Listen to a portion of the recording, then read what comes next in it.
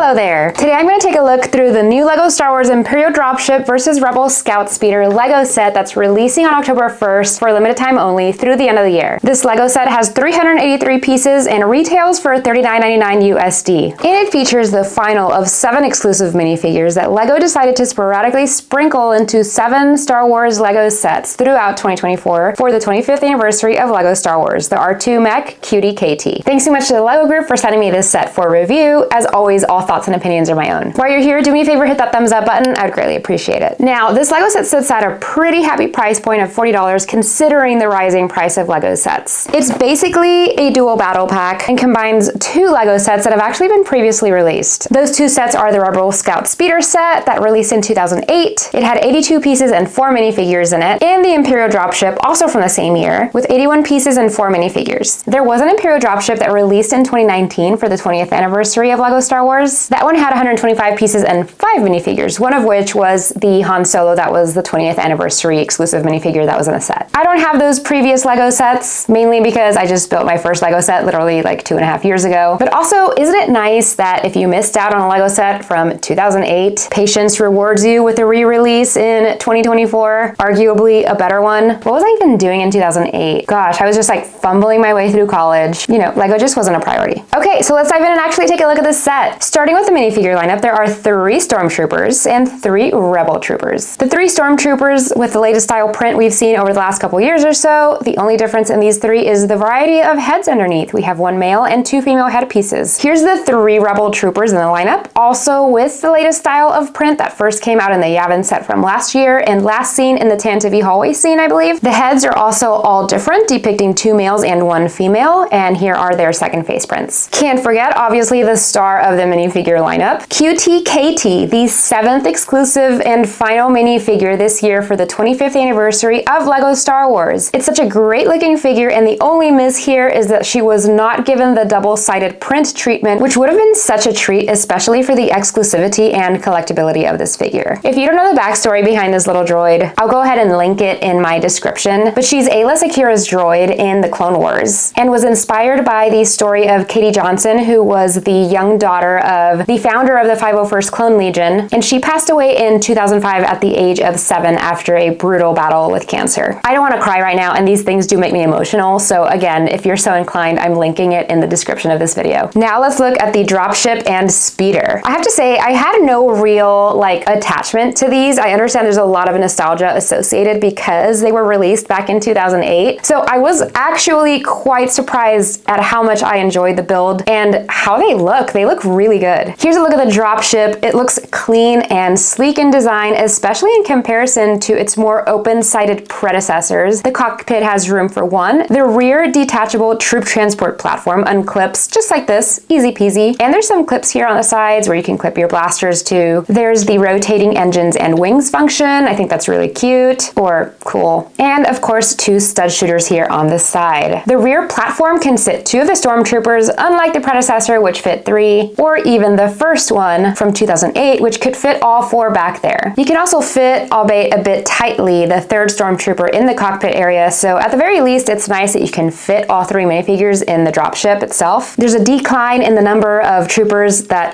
can actually drop, but that's up to you to decide if the trade-off is worth it. I think this is clearly a much better looking build in general, whereas the reason that you could fit all 4 troopers in the first iteration of this transport was because there was a lot of open studs. Very swoosh. Now let's look at the Rebel Scout Speeder. Something about these colors all together, the light bluish gray with this maroon, looks so good and just eye-pleasing. We've got this rotating turret that is also detachable like its predecessor, and that's where you'll find your stud shooters. Actually cool, there's space under here where you can stick the blasters if you'd like. You can also stand one of the Rebel Troopers up here. I also enjoy this detail of the mini ladder on the side, so that's how the Rebels can climb up there. There's room for 2 in the cockpit. Again, I love that you can equip all of the minifigures in the one vehicle. And yeah, swooshability is also very cool, or I guess levitatability. There are these anti-stud round parts underneath, so that helps it, you know, kind of glide around surfaces better. Is that what they're called, anti-stud? So this is it. I have to say I'm a really big fan of this packing 2 ships into 1 set concept that's been happening. Thinking back to the TIE Interceptor versus Fang Fighter, the E-Wing versus Shin Hati Starfighter, the recent Rebuild the Galaxy TIE Fighter versus X-Wing. Am I missing something else? Probably, but that's fine. I just want to say I really like that concept. Price-wise, as I said already, I really do think that $40 is the good sweet spot. It's also the cheapest of the 7 LEGO sets that released this year that have that exclusive minifigure for the 25th anniversary of LEGO Star Wars. So if you look at it price per parts wise, that's about $38. If you look at this for minifigure value and value each minifigure at like what, $5 each, that's $35 just for the minifigures alone. And that doesn't even include these really cool looking vehicles. Never mind that the droid minifigure will probably go up in value. There's also the whole limited availability where it's only going to be available through the end of the year. So I don't know. I'm saying that this is a really good value for what you get. I would actually recommend this at its retail price. But I mean, waiting for a sale never hurts anyone, right? Alrighty, if you hung around this long, please give this video a thumbs up. I would greatly appreciate it. If you like what you see, hit the subscribe button. I would love to have you here. Okay, bye!